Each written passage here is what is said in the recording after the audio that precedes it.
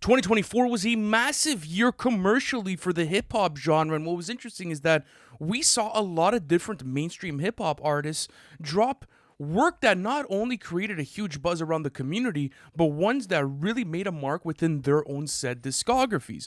But what's interesting is that if you really look at it, the total landscape of hip hop, there's so many mainstream artists that are low-key past their prime at this point, and it raises a question: why are all these guys washed? Going through this list, Lou, and preparing for this episode, I'm looking at these names and I'm like, this is kind of concerning for me because these guys are the ones that are carrying the genre. Yes, there's wonderful artists in the underground. I think 2025 has been a massive year for the underground.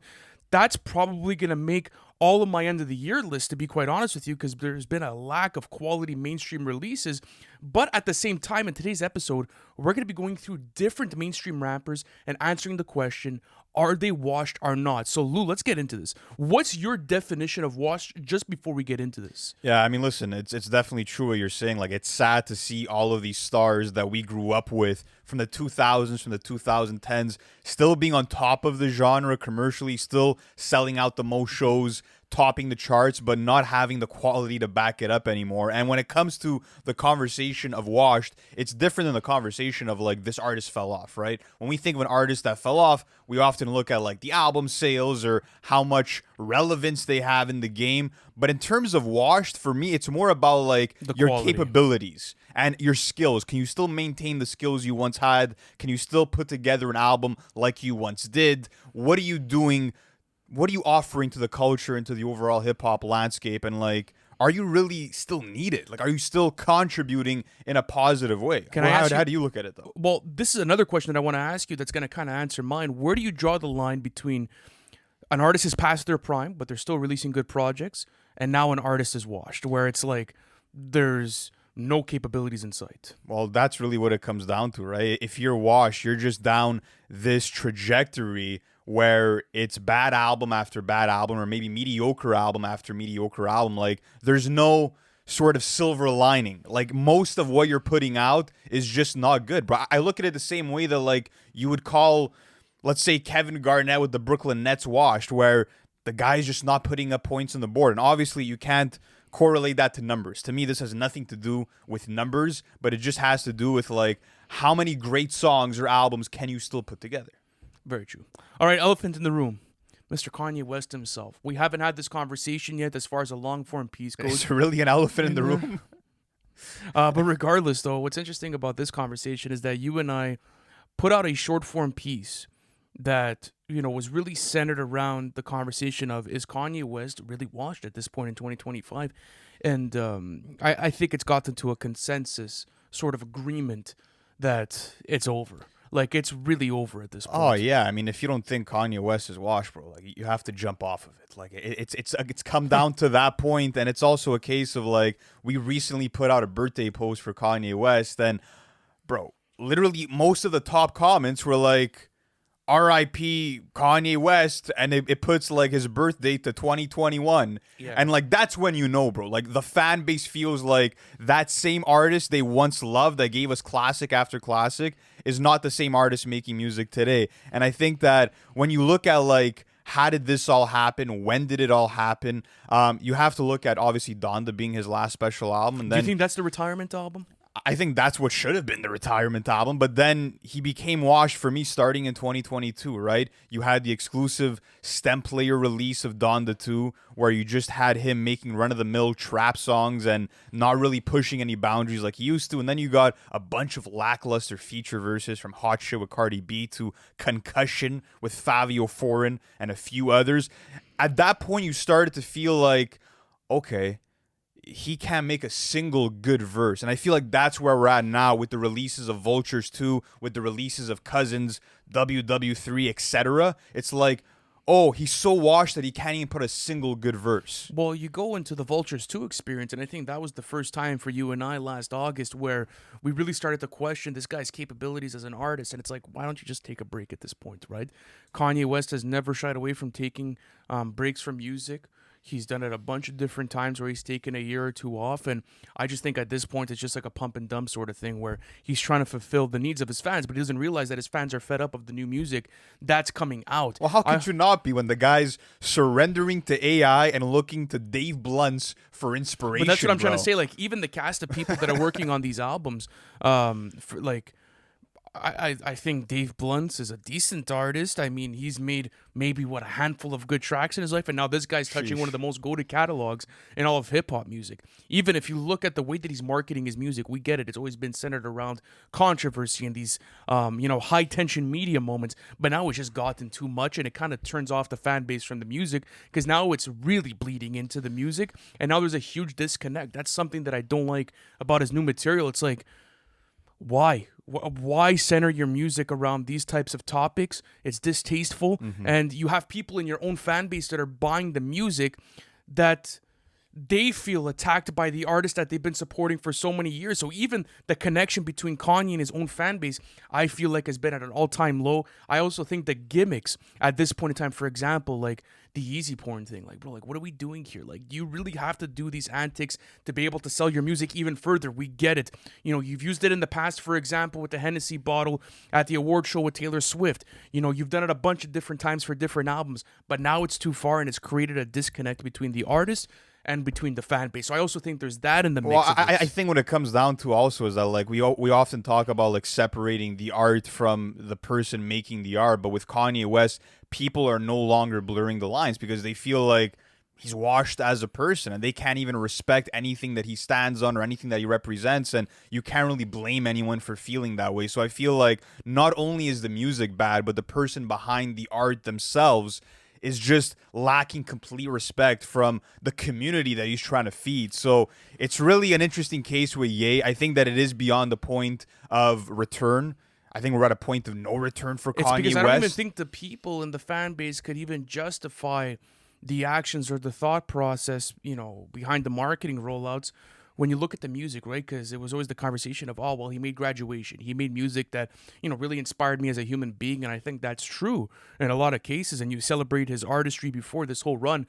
But now it's just like, he's giving you garbage on both ends, on the marketing and on the scandal side of things, and also on the music side of things. You go into these albums, they're lackluster, they're not well produced. They're not even finished. But they're not even finished products. That's another big problem with recent Kanye West. And that's also a problem with me, is that something that I go to Kanye West for time and time again within his catalog is amazing production, right? The groundbreaking production, whether it's him also assembling some of the greatest cast of producers that the genre has ever seen to come in and work on these studio album experiences.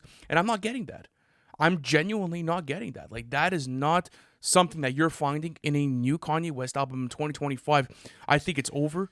I celebrate the catalog, Donda and before, and that's pretty much it for me. That's where I stand on the catalog. Listen, in terms of just the music, still one of my favorite artists of all time. And I feel like in 2016, when Ye rapped that people missed the old Kanye, he had no fucking clue how much we would all feel that in our souls just about 10 years later. But that's where we're at right now. Kanye West gets the washed stamp. Next up, Lil Wayne. I want to say this. Lil Wayne had an amazing 30-year run in hip-hop, one of the most important, influential runs of all time, dropping classic mixtapes and albums and ingraining punchlines into our minds forever. And what's interesting about this conversation in terms of just our conversations about this is that I feel like you've been saying that Lil Wayne has fallen off or that he's been washed for the last year or so. And I've kind of given him the benefit of the doubt, saying, well, listen, you're still getting amazing feature verses like Aha Wind Blows, Saturday Mornings, Bash Money, Seeing Green, etc. Like, he was still keeping up that stellar feature run, but you're like, I think it's over. And to be honest with you, for me, the Carter 6 was the nail in the coffin. Oh, for me, it was the fix before the 6. Honestly, before that, like, I understand the Bash Money verse. I get the Seeing Green verse. I like all of that. But the last really solid feature that he dropped was in 2024 with Saturday Mornings with Corday. And I think that was a wonderful verse. It brings you back to this old, soulful Lil Wayne, right? Great punchlines. So he great still bar has work. it in him. That's what's frustrating, Yes, but though. the thing is that I take it maybe as an athlete, right? How long could you play at your top tier, right? You look at maybe someone that's 38 years old, was once a superstar, could play 25 minutes a night, and for all of that 25 minutes, you're getting the best guy in that game. Yeah, it's like a role player at Exactly. the end of the day. Yeah. But now you get this situation with Wayne where it's like maybe you get one or two really fire verses a year, but now you have to go into the game and you got to play a full game with a studio album experience, and you're getting songs like Peanuts to an Elephant. It's like, bro, like who decide the lack of curation on Wayne's side for this Carter 6 album was just devastating. It was a huge blow. I think that it's unanimous around the entire community that this album stinks and that it should have never came out, and it's disrespectful to the Carter series. And most people might say, okay, I could argue that. You know, he's later on into his career. He's done what he's had to do. He just wants to have fun and release an album. I get that, but at the same time, like, if Quentin Tarantino releases a bad film in his filmography, am I going to look at that and be like, oh, well, you know, he's been releasing films since the 90s, so I can give him the excuse to release a bad film? No, I can't. Because these people that are creating this art are the best in their said fields. And their output, in my opinion, at least as a consumer, you hold it up to that standard. When you're going into a Lil Wayne album experience, you want the bar work, you want amazing beat selection. That's something that Wayne has always had. He knows a good fucking beat. Even on his mixtapes, he knew what beats to choose to murder and then blow it up even further. So that's even lacking within it. No, for sure. But I think that for me, the Carter 6 was the litmus test, because looking at the Fix before the 6, looking at, let's say, a 2 Chainz collab album, those were looser projects. I'm like, you know what? Let's see him perform on the big stage one last time and see if he really still has it. And we got our answer, bro. I saw a stat that there were over 500 different punchlines on the Carter 6, and maybe there was one or two that were memorable. Like, that is devastating as a Lil Wayne fan, and I feel like he just doesn't have anything interesting to offer anymore. I feel like the hunger's not there anymore. I feel like his ability to rap over any beat that he wants and even jump on other people's production and kill those songs and make them his own, he doesn't really do that anymore either. His features have been solid, but even if you want to take that argument, what are we going to reduce Wayne to? A solid feature artist? Like, that's devastating as someone that was once seen it's like as treating him as a Ty Dolla Sign, or trying to treat him as... No, we're not doing that here. Like, this guy's a GOAT. He's one of the greatest ever, dude. He was in my top 10 greatest rappers of all time list. One of the most influential rappers of all time. And the output has to be judged on that standard. I mean, look at how many people held Eminem accountable for a revival, right? And look at the switch in the career and the artistry now in 2024 with the death of Slim Shady and how he's trying to get back to his old form. That hunger has to be found. I understand if the hunger's not at an all-time high, because you've accomplished everything you've wanted to do, right? You've sold millions of records. You've toured all over the world. You've amassed one of the biggest fan bases that the genre has ever seen. At the end of the day, you've done what you've had to do. But I think that there's a respect between the artists and the fans that need to be maintained when you deliver them a product, especially labeled after an iconic series that you've built up over the course of the past 2 decades. And I think that standard needs to be withheld, and it wasn't withheld, so therefore I give it the wash. And he recently rapped, I ain't even debating on retiring. And I feel like at this point, bro, that's chill, but I don't want to see him taint that catalog any further, bro. I mean, he's obviously cemented, but it's like, I don't want to continue seeing him just fall, bro, at this point. Like, he's becoming more washed than a hotel towel, bro. Like, it's really getting to that point where it's like, what are we doing here? So, yeah, Lil Wayne definitely washed, unfortunately. But someone else there's been a lot of conversation about when it comes to this washed topic is Drizzy Drake. And first of all, I want to make this clear when we talk about, again, falling off and washed, it's a very different situation. When you talk about falling off for Drake, could not be even close to further from the truth, because this man is still topping the charts, still one of the biggest artists in the entire world, still putting out a lot of quality to his fan base's eyes.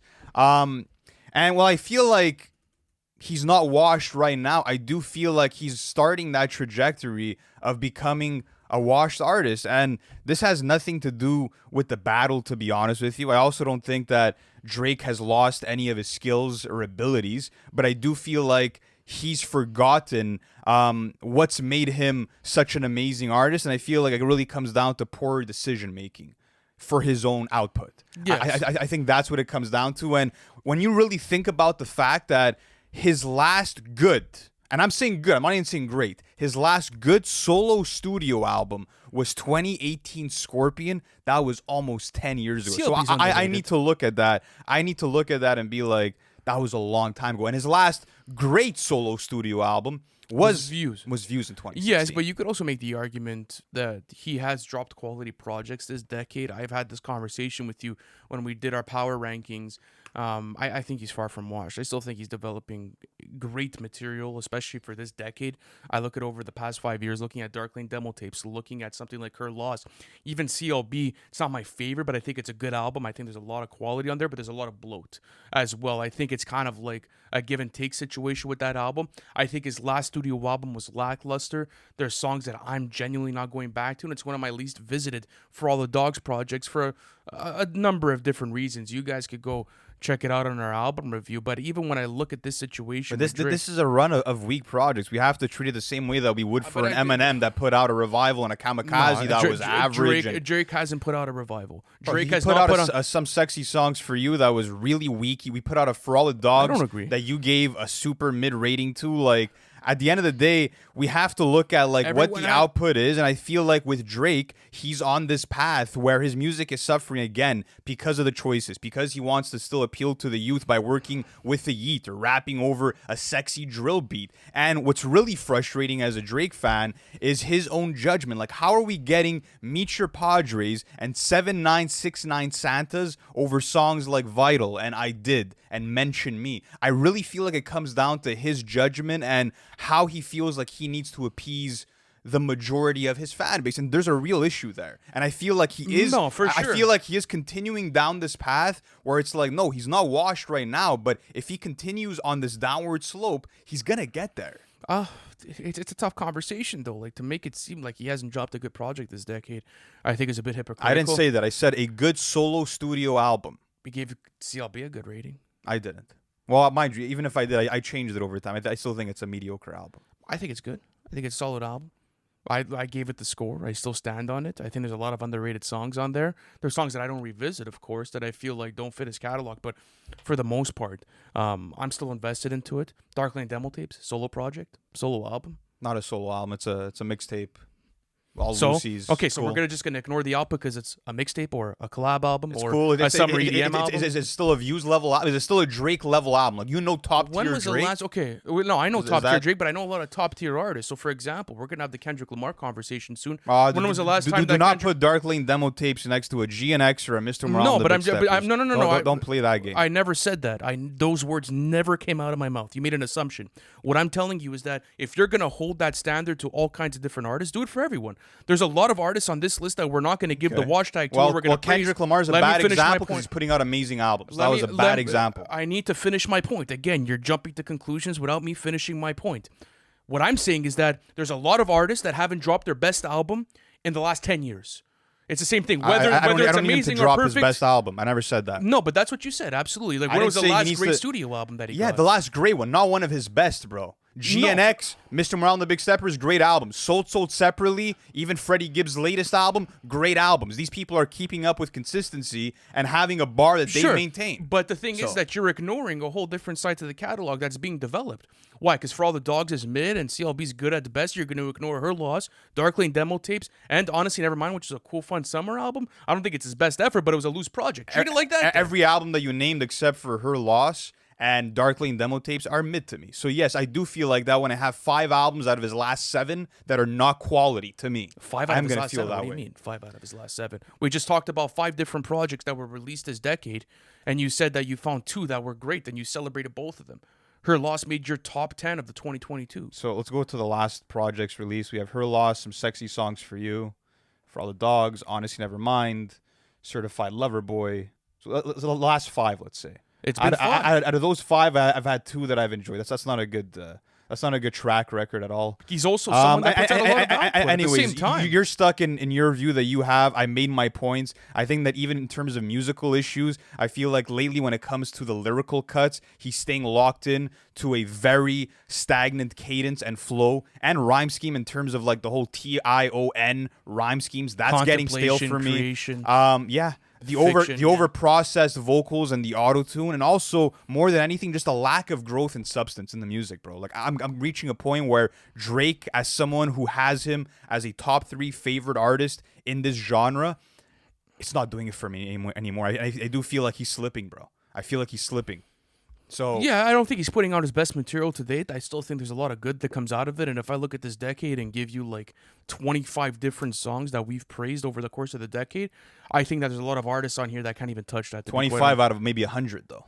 You know, But it's that kind okay, of output. but you're gonna get that. You get that with Wayne too in his earlier catalog. I'm just where saying there's a whole the lot of, batting there's a whole lot of average release. is not the best. Like, sure, he's putting out a lot of output, and he's still able to make amazing fucking songs. I'm not doubting that. But at the end of the day, when I look at like how the ratio of good to bad music, it's more so bad. Yeah, but than if you're good. getting 25 to 30 records, bro, that's close to 2 albums worth. The guy feeds his fans, and he's been doing it forever. Yes, there's going to be a batting average, and it's automatically going to be lower because he's releasing a lot more music than a lot of these mainstream guys. It's just the way that it's going to work. Do I think he's dropping his best material? Do I think he's dropping Not even views? close. If you're reading this too late and nothing was the same level shit? That's not the no, question. absolutely but it's not. It's not even close to the Drake that we once recognized. Then, listen, if you want to accept this Drake coasting era, more power to you. I think that in terms of what he's doing, he doesn't really need to change anything up for the fan base, right? He's still going to sell 1 trillion copies first week. He still knows the right ingredients to put in to have a hit album. Like, listen, bro, he knows how to manufacture hits. People are going to eat it up, but to me, it's just not hitting the same. So, all right, let's go on to J. Cole. J. Cole is someone that's always in this conversation, especially from a certain part of the hip hop fan base. It's interesting because I feel like there's been a lot of negative conversations around this artistry, maybe for the past like year or so, especially after 7 Minute Drill. People have always sort of had this narrative around Cole's music where it's quote unquote boring, or that it doesn't move them, or you can't play this around, you know, the hoes, quote unquote, or around the homies, and you can't play this at parties, you can't play it here, you can't play it there, it's inaccessible. I don't know. I completely disagree with people when it comes to the Cole conversation. Maybe it's because we're massive hip hop heads. We really enjoy lyrical hip hop. no, it's We've just been bullshit following this stuff. narratives. Like even Kanye West saying that like women are getting dry when listening to J. Cole music. Like if you've been to a J. Cole show, you see how many women are there enjoying the music, you know? So I don't... No, yeah, we've been to multiple, That's like it. Dreamville Fest. We've been to his own tours. We know the appeal behind the music. He's one of the greatest selling rappers of all time within this genre. One of the most successful, and arguably one of the best informed rappers still to this day. 100%. And I feel like out of all the rappers we're going to talk about today, he's the one that is just getting better and better. Like instead of like he's doing the opposite of becoming washed. Like he's actually growing and leveling up as an MC, as a rapper. And I do feel like obviously his reputation did take a hit after the entire battle, and I feel like a lot of people that already hated J. Cole now felt vindicated to be like, oh well, I was right all along. Yeah, it gave me the check mark. Oh look, he put out this grippy feature and this shit is ass. Like I told you guys all along. And they want to downplay his skills and his impact, but you can't, bro. You definitely can't. This man's been too consistent, and I feel like maybe he doesn't have that dog in him to compete like a lot of us thought that he did, but I think that with the fall off, he is going to prove that he's competitive in a different way. That's what I think the situation is that people haven't heard this new studio album. It's been a long time since we've gotten a Cole record. The internet exploded, by the way, when we got the off-season back in 2021. It was one of the biggest moments of that said year. One of the best-selling albums of that year. Like, he still has the substance plus the excitement. And I think he's probably at a point in his life right now where he wants to drop the fall off, and then he's probably going to take a big hiatus. That's what it looks like for Cole at this point. He's mentioned it before, how, you know, he doesn't fuck with the digital age of the internet and how there's all these crazy narratives being fueled. And I can understand why an artist doesn't feel comfortable to drop as much anymore, especially in this climate. And especially for a J. Cole that just gets absolutely ripped every day for no reason. And I don't think he gives a fuck, you know. He has millions of fans. He's doing arena tours. He could probably even do a stadium tour that's probably co-headlined with someone else at this point. I think Cole has all the power in his hands. And with the fall-off, we will see that absolutely not washed. And to contrary what some other hip-hop fans might think. But let's go on to Kendrick Lamar. This is interesting because you ask the Drake fans, it's automatic yes. It's a yes. And that's where the Drake and Kendrick conversation is kind of cooked. You ask the Kendrick fans about Drake, it's like this guy has nothing to offer you in life. There's not a single thing this guy could do right? Same thing with the Drake fans with Kendrick. This guy makes this boring, just like performative music that has no substance to it, and that's all this technical Well, No, I've never seen someone say he has music with no substance. Maybe about GNX though. Maybe people made an argument for that, even though there were songs like I've Reincarnated. seen Drake But fans say that he just has a whole lot of mumbo jumbo. but And it I sounds feel like, important. listen, if you think that Kendrick Lamar right now is washed, you either have a Drake shrine in your home or you're just an idiot, bro. Like this guy is making some of the best music in the entire industry. I will say that I think that it's looking like, even though there hasn't been that many projects and that much time since, it does feel like he's maybe past his prime. I feel like that was probably 2012 to 2017. I do feel like his latest projects are still not up to par with his best. I will admit that for sure. But that being said, he's still keeping up that bar that we've held him to since the start of his career. He's not showing any signs of slipping or even falling in the slightest. Like this guy's literally on top of the game right now. So no way is he washed. No, Next up, for sure. Lil Uzi Vert. For Uzi, there was a time where he was one of the most hyped up rappers in the entire world, and now it just feels like he's lost all of his traction. For sure. bro. Back in 2016, it felt like he was going to be the next pop star for the genre, Yeah. right? Where he just had this crazy mass appeal that, everyone loved him. The women loved his music. Everyone was bumping his shit at parties. It was cool. He felt youthful. I just think as you get older, that sort of energy gets lost through the natural process of life. And, the creative output at this point is Uzi always trying to find the next big thing to be able to hop on and make his own. And I think as an artist, that becomes a dangerous game because you're no longer putting out what you feel inspired to put out, but you're putting out what other people want from you, for example, or what you think they want from you based on where the charts are or based on where other artists are. And I think that's where you really see how Cardi's career has aged versus an Uzi's, that Cardi's always put out what he wanted to put out. He didn't give a fuck. He knew that he was going to get backlash on a whole lot of red. He didn't give a fuck. He created a whole new subgenre and he made it popular. Then you look at someone like Uzi and it just feels like even with the Pink Tape 2 or something, for example, like Eternal at Take 2 that he released last year, it's like he's trying to nostalgia farm where he's getting these albums that he released maybe 4 or 5 years ago that once appealed to the masses. And it's like, okay, let's slap a number 2 on there. And then I'm going to try to go into so many different directions that I don't even know where I want to be as an artist. That's where I feel like the conversation is with Uzi. I think that was definitely the nail in the coffin, was that release of Eternal at Take 2, where you got these nitrous bars and you got Uzi auto crooning with these awful melodies, and you got the big time Rush appearance, and it just felt like he used that Eternal at Take name as a desperate attempt to get people into the album. So I feel like people saw him in a different light, where it's like, do you not have the confidence to roll out an album the way that you used to? Like, are you really at that point right now? And with the Pink Tape, there were other big issues where, again, Uzi wanted to try to be different. He wanted to try to experiment and not have to rely on that narrative of like the 2016 bubbly Uzi that people loved and enjoyed. And I like the fact that he took those experiments, but just because you experiment doesn't mean you make good music. And a lot of those attempts failed and flat on their face, in the sense of him making these anime type theme songs and him going into like this rage rock sound that he just wasn't able to pull off. And I think that it goes deeper sometimes. An artist becomes washed for different reasons besides the music, right? With Uzi, you saw that with the Pink Tape release, which was supposed to be a massive follow-up to Eternal at Take as a studio album.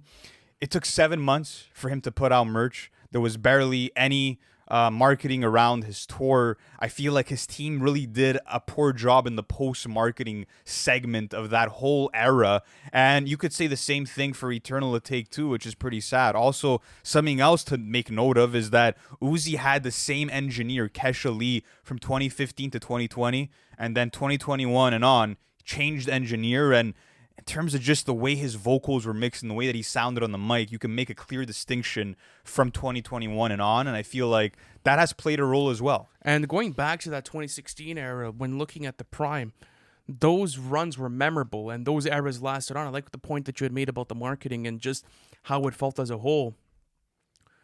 Uzi's name was so hot when he dropped an album, and that steam carried for a year or two. Mm-hmm.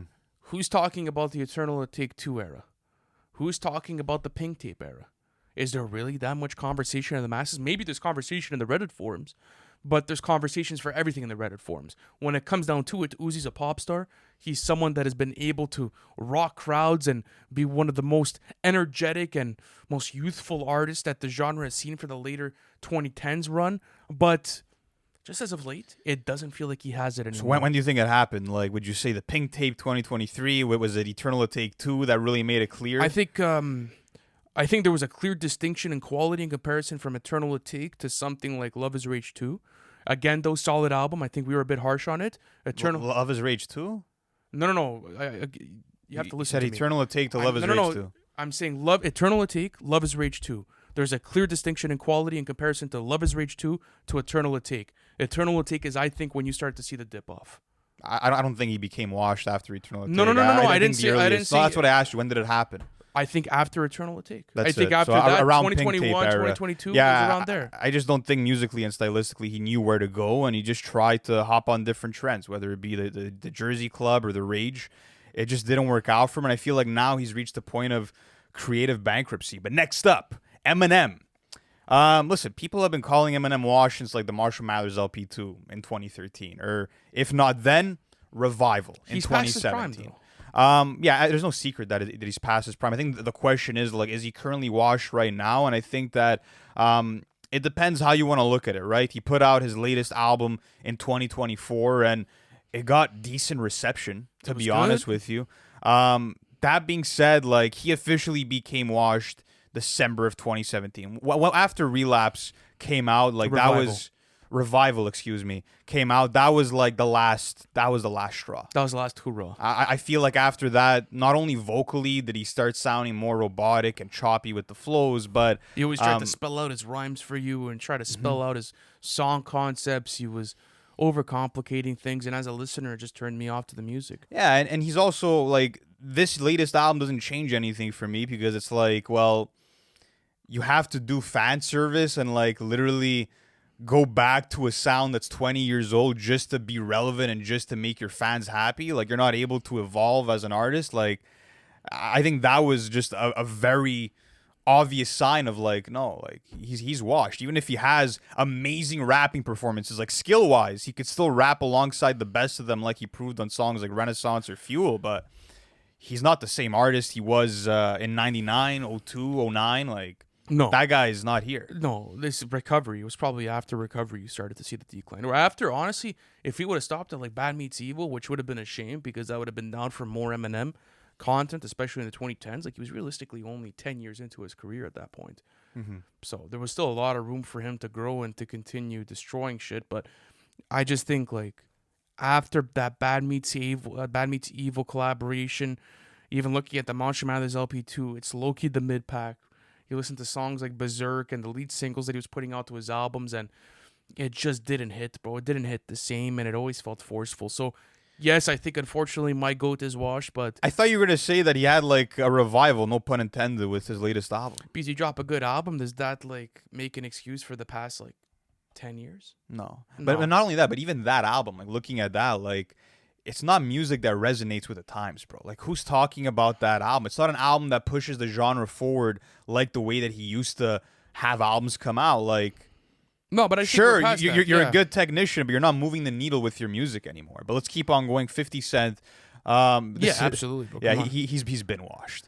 I think that it's funny with 50 Cent because he had arguably the biggest peak from 03 to 05, and then 07 comes out with Curtis, and it's the beginning of the end.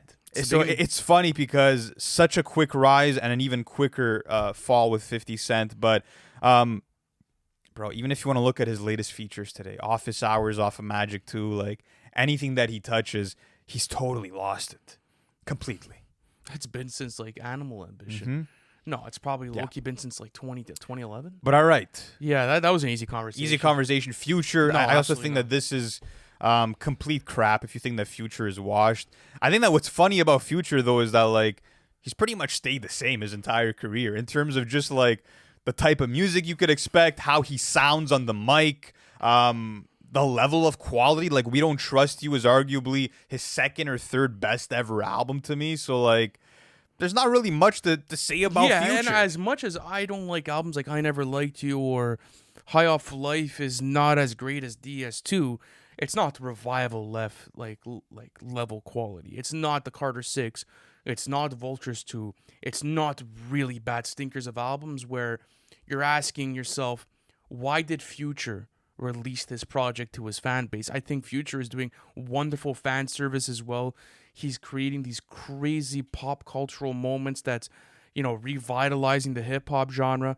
He seems to be on this crazy run where he just wants to continue dropping and continue dropping and continue dropping. I think that if it wasn't for him in Metro last year, who knows where we would be? Who knows where we would be? It would be a whole different conversation. Absolutely not washed. But let's go into Kid Cudi. Yeah, absolutely washed. May 20th, 2023, he drops the Flex snippet, the one where there's a video of him in the toilet, and I'm like, all right, bro. Yeah, if we're making fucking pupuseria music at this point, if we're going there, bro, I'm checking out. Yeah, it's out of I'm packing it up. No, but besides that, I mean, he put out Intergalactic, which was that soundtrack to the Netflix project that he had, and it was a snoozer in the sense of like, this is Cudi recycling old ideas. These are like just a rehashing of the spacey auto crooning that he's done so many times before. And then you get the Insano era, which was a desperate attempt of him to hold on to any bit of relevancy that he still had by chasing different trends and having DJ Drama narrate the album and pandering to the sounds of trap and rage. And it looked like your older uncle trying to like pull off a modern dance move, bro, at a party. Like that's what it feels like listening to Cudi on an album like Insano. And listen, when you're getting songs like Willis, bro, that's when I knew. I was like, yo, like this has gone too far at this point, bro. It's really gotten bad for Cudi. And there's a saying that I love in football, as the Americans would call it, soccer: leave the football before the football leaves you. Yeah, even Kid, songs Kid like Cudi has to do even it. sounds like Keep Bouncing. Something that I always loved Kid Cudi's music for was the great writing and the hooks and the auto crooning, the wonderful choice in production. That has been completely lost. It's finished. And the crazy part is back in 2020 with Man on the Moon 3, you could argue that's a top 5 album in his catalog. Mm-hmm. And the decline has been so sharp and it's been so imminent and it's happened so fast. And I think Kid Cudi fans are asking themselves, like, where did we go wrong in this? Yeah, I think that an artist is washed, at least for you personally as a fan, when they were one of your favorites or an artist that you really loved and enjoyed, and then you stop altogether getting excited for any new music. Like, that's the point that I've reached with someone like a Kid Cudi. Next up, though, Nicki Minaj. Not too much to say about Nicki. I mean, yes, Pink Friday 2 was a big disappointment, but when it comes to the majority of her catalog, I don't feel like her albums that get that much conversation to begin with. And she's in a place right now where I just feel like she's a legacy artist, still one of the bigger names in the industry. And she went on a decent run, let's say, with her studio albums. Like, I'm going through her discography. Pink Print and Pink Friday. Pink Print, Pink Friday. Queen was decent. There was some cool moments on there, but it was okay. Like, it wasn't anything too crazy. Not really. And then after that, you get Pink Friday 2, and you start asking yourself some questions. But where it starts. Still a hit maker, still one of the biggest artists in the world, so not falling off again, but washed in terms of quality for the most part. Yeah, I would lean towards saying yes. You see, it's kind of tougher with Nicki because, like you said, you're getting these, huge mega hits that are taking over everything, so you can't really call it washed. Super Freaky Girl is not a wash type of record, but she's always been making those records, though. She's been doing it with Anaconda, like she has. So I never really stuck it to her. I just kind of understood the intent with her artistry and what she tried to do with it. Yeah, fair enough. But even at that, like collaborations like Let Me Calm Down with J. Cole off of Pink Friday 2, or even something like Everybody with Uzi, which was a crazy pop attempt, bro. That was ridiculous to put that out on a studio album. Her collaborations haven't been that great as well, and I'm just not gravitating towards the type of features she's doing. But then again, like I've always felt like this about Nicki Minaj. I don't think she's washed as an MC. I just don't gravitate towards her catalog or her music. So let's keep going on with this little baby. Last artist on the list for today. Yeah, I think this is another case of a rapper who's been washed for a long time, but it's only been recently that like even his most diehard supporters are catching on at this point. Like he put out an album in January of 2025, and I feel like most hip hop fans would even forget that it even existed. And what's even more jarring to me is like Baby had taken that mantle of being one of the most successful rappers of his generation, and there wasn't a single hit on Wham. Yeah, it was Not even one hit, and not even a song that was worth revisiting as a fan of Baby, bro. Like, what do you have? Dumb and Dumber? Like, if you even want to call that an acceptable track, like, he's putting out these long studio albums as of late after with It's Only Me and this latest Wham album, and he's lost hunger. He's sounding absolutely lifeless on the mic, recycling a lot of the same flows, and I feel like it's also a case of overstimulation where it's like we've heard so much Baby in terms of features that a lot of people have just gotten tired of him delivering the same old. Do you think because he went on a crazy feature run right after My Turn, correct? He did.